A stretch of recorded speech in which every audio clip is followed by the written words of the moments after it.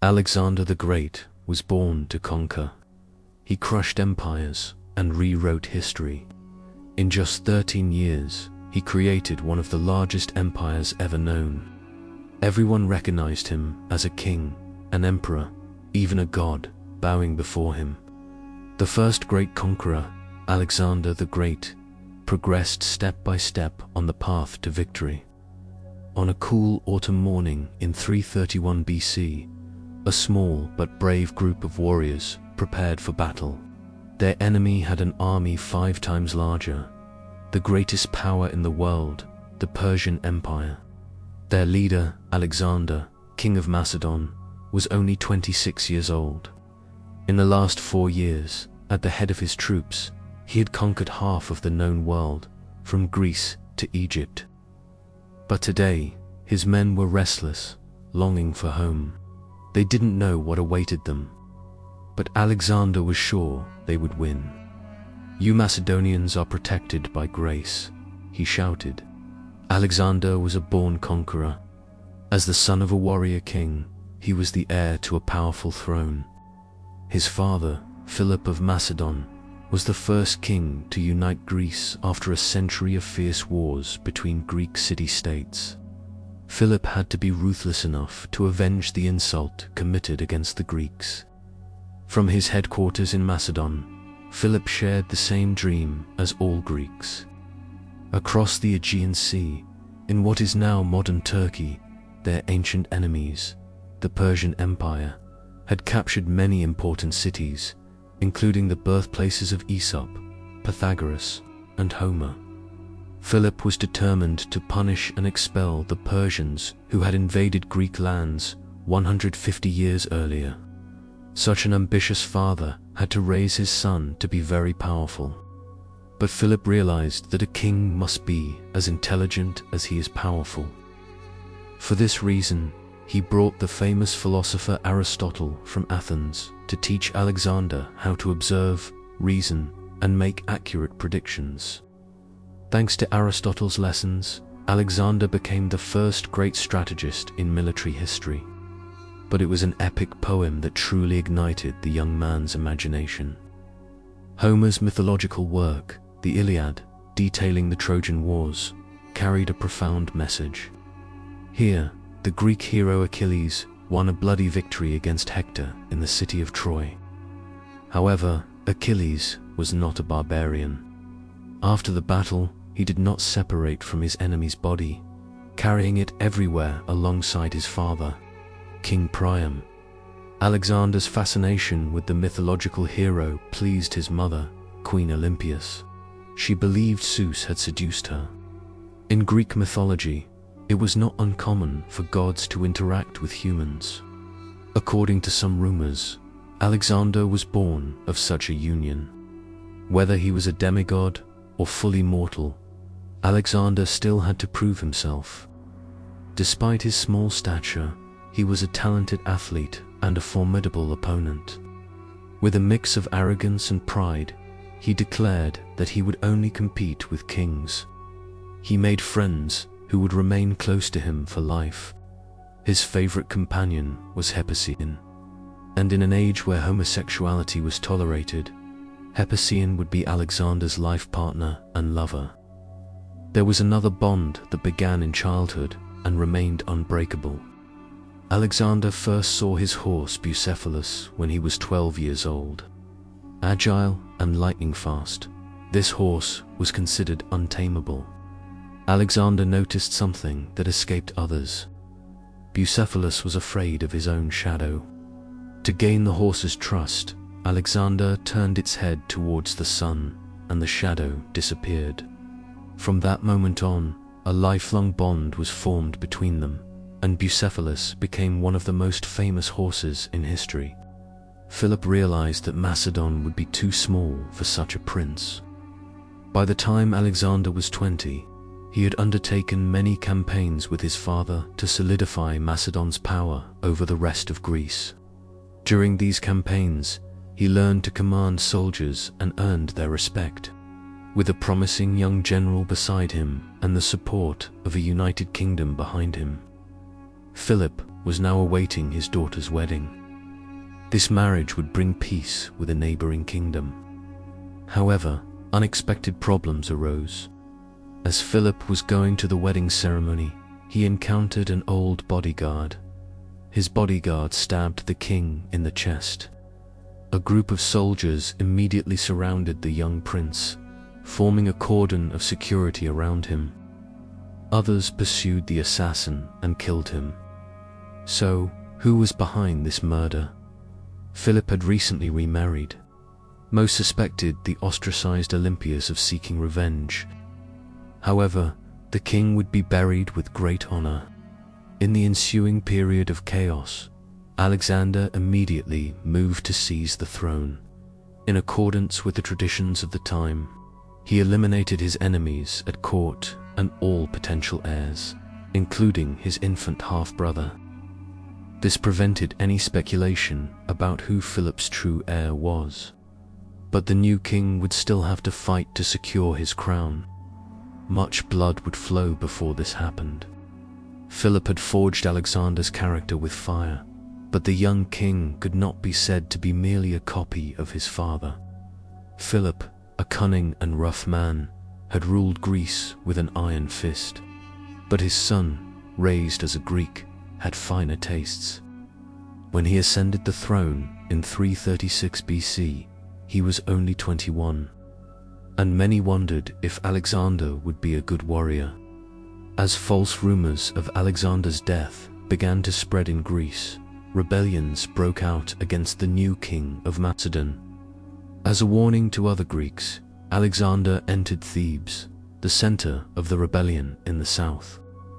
A brutal massacre began. Alexander's army plundered the city, killing 6,000 people and selling 30,000 into slavery. News spread rapidly. Hearing of Alexander's victory, the Oracle of Delphi declared him invincible. When Alexander arrived in Athens, no one dared to oppose him. He declared that if all of Greece united and provided him with soldiers, ships, and supplies, he would realize his dreams and liberate the Greek cities from Persian occupation. In 334 BC, with an army of 45,000 men and his childhood friend Hephaestion, Alexander embarked on a historic campaign to conquer a continent. Crossing the Balkan Mountains, Alexander reached the Dardanelles, then called the Hellespont, which separated Europe from Asia. When he crossed the sea and set foot on land, he swore that one day he would conquer all of Asia. He would never return to his homeland again. For this historic campaign to end in victory, Alexander visited the nearby ruins of Troy and Achilles' tomb. He offered prayers and sacrifices to the spirit of the Greek hero. He also took Achilles' shield with him to bring him luck in battle. The shield would prove useful earlier than he expected. His scouts spotted a Persian army of 40,000 along the Granicus River, near present-day Bega. Instead of waiting until the next day, as his generals advised, Alexander decided to launch a surprise attack on the opposite bank. Fighting shoulder to shoulder with his soldiers, Alexander plunged into the thick of the battle. An enemy axe even shattered his helmet. But the Persian losses were far greater.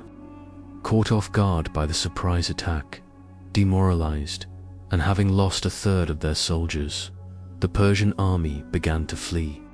Over the next few weeks, Alexander advanced almost 1,500 kilometers across Anatolia, liberating the Greeks. Cities opened their gates to him one after another. Greece was reunited, and his father's dream had finally come true. However, 3,000 kilometers away in Persepolis, the Persian capital, Emperor Darius could not accept defeat. The task of stopping the humiliating young king now fell to him.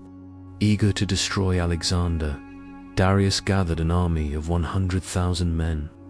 He brought his entire retinue, including his wife, children, and mother, to witness his victory. Meanwhile, Alexander continued to advance in Anatolia with an army half the size of the Persians. The two armies clashed at Issus, near Antioch, and the battle began. Issus, sandwiched between mountains and the sea, was an ideal battlefield for the Macedonians. Here, the Persians would not be able to utilize their numerical superiority. The core of Alexander's army consisted of units called phalanxes. The phalanx was composed of interlocking, skilled infantrymen, carrying 6-meter-long bronze-tipped spears called sarissas. When each rank lowered its sarissas, a deadly wall of spears emerged. The spears were so large that they could only be controlled with 2 hands, but their weight also provided momentum to the advancing warriors. Nothing could stop them in their path. In contrast, the Persian spears were only 1.5 meters long. As the Macedonian cavalry attacked from both flanks, Alexander sent his own soldiers into the center of the Persian army. Trapped between their own soldiers and the enemy, the Persians were impaled on the ranks of spears. Facing the Macedonian slaughter, Persian soldiers were falling along the bloody lines. Realizing he was losing the battle, Darius committed an unforgivable act and fled, abandoning his army. Alexander pursued him, but Darius managed to escape. Despite being fair and wise, Alexander hated cowards. He vowed to capture the fugitive king. However, the Persian king had abandoned not only the battlefield, but also his family. His wife and mother fell at the conqueror's feet, pleading for their lives. But the taller Hephaestion was mistaken for the king. Alexander pitied the mother. While captive women were usually raped and sold into slavery, Darius's mother was protected by Alexander. She would become a servant. Alexander believed that a leader should integrate with his men, sharing their hardships and spoils of war. Just as he earned their respect with his courage in battle, he won their loyalty with his generosity and kindness. His men were willing to follow him to the ends of the earth, and soon they would indeed go there. By the time he was 23, Alexander, king of Macedon, had driven the Persians out of the entire Mediterranean. He could now return to his homeland for a comfortable life. Instead, he chose to live like a soldier and advance deeper into the Persian Empire. After the Battle of Issus, Alexander followed the coast for 750 kilometers, passing through Palestine. Now he was preparing to conquer Egypt. As he sailed along the Nile River, he observed the ancient Egyptian civilization, which was then about 2,000 years old. Everywhere Alexander went, the Egyptians greeted him as a great liberator. Greece and Egypt, which had suffered under Persian tyranny for years, were finally united under a single king. In 331 BC, Alexander was declared pharaoh in Memphis, the capital of Egypt. His empire now covered an area of approximately 1 million square kilometers. Since Egyptians believed pharaohs descended from gods, Alexander was considered a divine being. However, Alexander had quite practical ambitions. The Nile River was a gateway to Africa. Where the Nile met the Mediterranean, he would build a great city in the Greek style. He personally determined the city's boundaries and the locations of important buildings. There would be intersecting streets, theaters, stadiums, temples, and assembly halls, just like in Greece. In his homeland, he used barley. Birds coming to eat the barley were considered a good omen. The city would flourish and become a refuge for foreigners. Alexander named the city Alexandria. Over the next few years, he would name over a dozen cities in the Middle East after himself. Each of these cities was a miniature Greece established in foreign lands. But this Alexandria would be the most beautiful and longest lasting. As construction began, Alexander left his architects and engineers behind to embark on an extraordinary personal journey. Under the scorching Egyptian sun, he advanced westward, undertaking a deadly 450-kilometer journey through one of the world's most brutal deserts. He had secretly decided to invade the Persian homeland, but before risking his army, he decided to consult the gods. 14 days later, exhausted, he reached a desolate oasis called Siwa.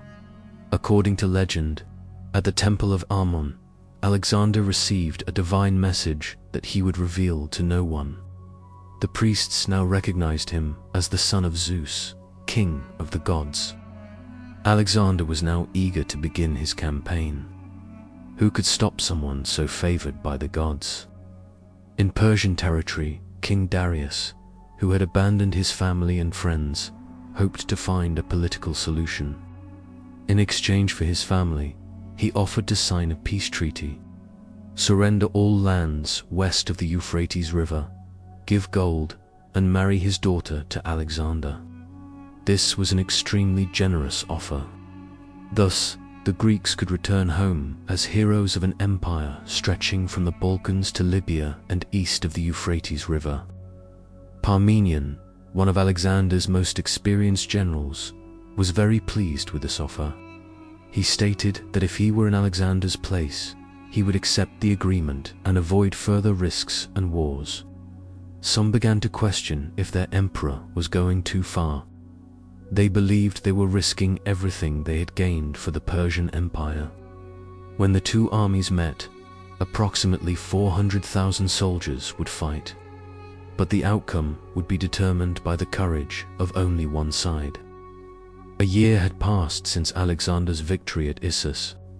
In their camps in Mesopotamia, his men held athletic competitions to stay fit, while their leader made plans behind the scenes.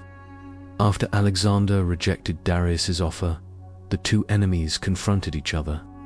The Persian king was preparing for a final battle. He gathered all his soldiers, including units from India and Afghanistan, forming a massive army of 300,000 men. Alexander did not rush to attack this time.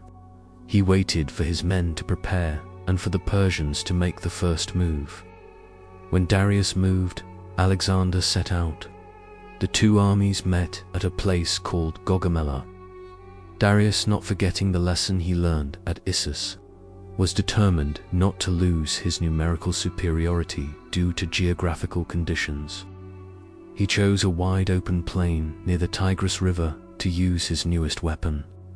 He planned to mow down the Macedonian phalanxes with war chariots equipped with blades on their wheels. The scouts Alexander sent to the Persian camp encountered a dreadful sight. 100,000 campfires glowed like a city. Hearing this, his commanders urged Alexander to launch a night attack, thus catching the enemy by surprise. But they received the reply that victory achieved through trickery was dishonorable. However, as rumors of the Persian army's enormous size spread, panic began in the camp. They even thought they had gone too far. After a journey of 3 years and 3,000 kilometers, they had been brought to desolate lands where certain death awaited them. Alexander went among his men, encouraged them, and reminded them that Zeus was protecting them. Then he discussed his battle plan with his generals. Using classic Macedonian tactics, they would launch a single, fierce assault against Darius. As his soldiers prepared for battle in the morning, most believed they would die that day. But Alexander took his Iliad and fell into a deep sleep for a long time. When he awoke, he declared that they had already won the battle.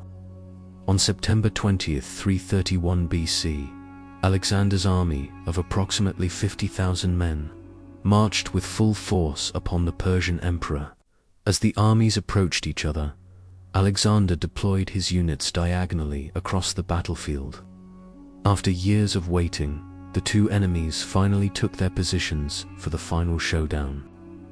Against Darius's numerical superiority, Alexander relied on his strategy. He spread his right flank wide to the right, moving the battle away from the central infantry. This made the Persians appear more open. Then Darius ordered his war chariots to attack the Macedonian phalanxes in the center. However, as the Macedonian phalanxes split into groups, the chariots passed through them without causing harm. Meanwhile, the left flank, commanded by Parmenion, came under heavy attack from Darius's soldiers, and the numerical superiority of the Persians began to show. Despite heavy losses, they managed to hold their ground. Thanks to Alexander's strategy, Darius was forced to spread his units to the right and left, which weakened and exposed the center where the emperor was located. Seizing this opportunity, Alexander ordered his soldiers to attack Darius directly. Realizing he was in great danger, Darius again succumbed to fear and once again abandoned the battlefield. However, this time Alexander would not let the coward escape. Just as Alexander was about to capture Darius, he received an urgent call for help from Parmenion, who was at his breaking point. Alexander would have to capture Darius later. Abandoned by their king, the Persians no longer had a reason to fight. Victory was Alexandrian. The Battle of Gaugamela was one of the most interesting conflicts in military history. Despite the numerical superiority of the Persians, Alexander knew that the outcome of the battle was determined by Darius's courage. At the end of the day, they bowed before Alexander. Even if the spirit of Achilles had come and fought with them, the Greeks could not have achieved such a glorious victory. Messengers and historians spread the news of this victory throughout the world, but Alexander was not yet satisfied. He also believed he needed to conquer Persian territory. By the age of 25, Alexander had defeated the greatest and most powerful empire of his time.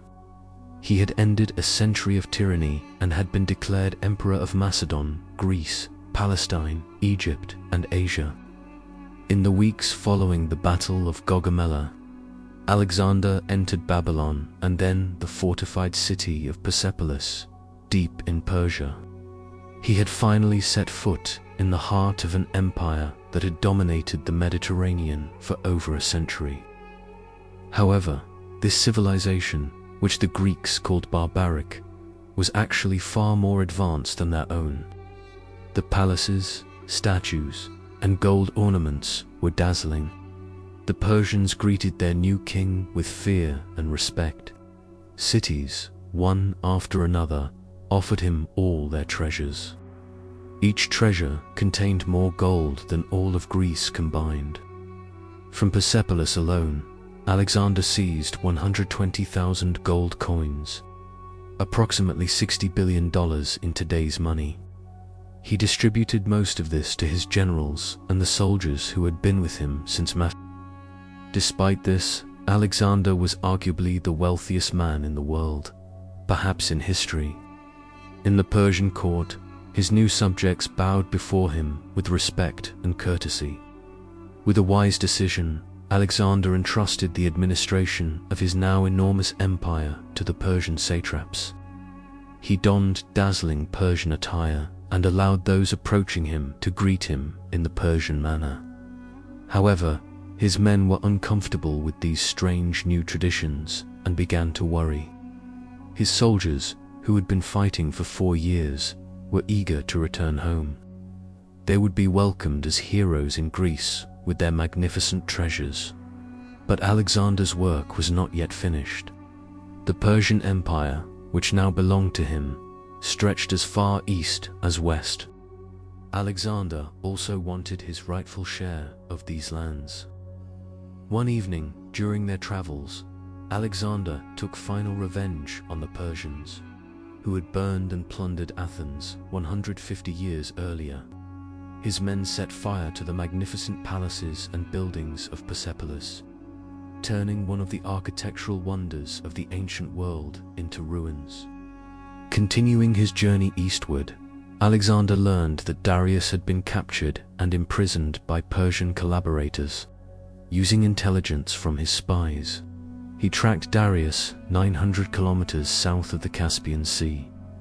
Upon their arrival, the camp was abandoned. Only a pile of clothes remained. Alexander found Darius beneath the pile. He had been killed and his body left there. With his death, the era of the emperor who ruled half the world also came to an end. Believing that even the body of a coward deserved respect, Alexander took Darius's body to the royal tombs near Persepolis. Only then did Alexander accept the idea that he was king of Asia. In Darius's absence, Alexander could now consolidate his empire. Advancing eastward, he set out for places where no Greek had ever gone before. His caravan was breathtaking. Following the army came a virtual city of administrators, craftsmen, bakers, butchers, actors, blacksmiths, engineers, and laborers. Of course, among them were Darius's mother, the royal harem, and all the treasures of the Persian Empire. Under Alexander's leadership, they advanced through Afghanistan towards the mountains on the border of India. In impassable places, this traveling city had to climb steep slopes and pass through dangerous valleys. Hundreds lost their lives along the way due to accidents and guerrilla attacks by tribes. Guerrilla warfare was a new phenomenon for the Greeks. However, thanks to Alexander's ability to adapt his tactics to new conditions, local tribes were neutralized one by one, and Alexander became like a god. Alexander married Roxanne, the beautiful daughter of a local tribal chief. Although this marriage was initially intended to strengthen his ties with the tribe, the couple genuinely loved each other. Alexander's sole purpose was not just conquests. He aimed to establish colonies in the east. He founded 10 cities in Bactria, Afghanistan, Turkestan, and India. By placing his own men in each of them, he sowed the seeds of Greek civilization thousands of kilometers from the Aegean Sea. As they continued their journey, there was only one misfortune. Bandits in the mountains stole several horses from the royal stables, including Alexander's beloved Bucephalus. Deeply affected by this, Alexander announced that he would devastate the entire region if the horse was not returned. Hearing this news, the thieves immediately returned the horse. Alexander was so happy to see Bucephalus that he rewarded the thieves instead of punishing them. However, he ignored the complaints of his men, who were tired of fighting and wanted to return home.